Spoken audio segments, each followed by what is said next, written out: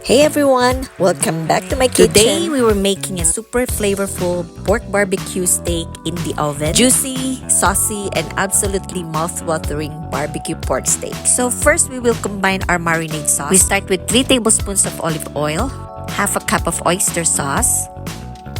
We have 2 tablespoons of dark soy sauce, 1 teaspoon of granulated sugar. Then we're gonna add 2 tablespoons of sweet and sour sauce. We have half a cup of tomato ketchup and half a cup of your favorite barbecue sauce. Next, add 2 tablespoons of lemon juice, a sprinkle of ground black pepper, garlic powder, and some paprika, and of course, a pinch of salt.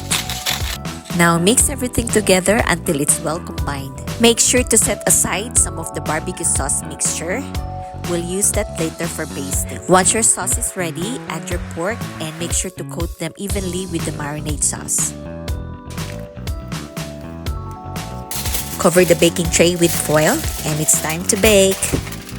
Then place it into your preheated oven at around 420 degrees Fahrenheit for about 1 hour or until the pork turns tender and juicy. Once the pork is tender, remove the foil and brush the steak with the remaining sauce and return it to the oven. Now switch your oven to broil mode and let it cook for another 10 minutes, just until the top gets beautifully caramelized and sticky. And there you have it, tender, saucy, oven-baked pork barbecue steaks. Perfect for rice, grilled veggies, and even on their own. Thank you so much for watching. Until next time.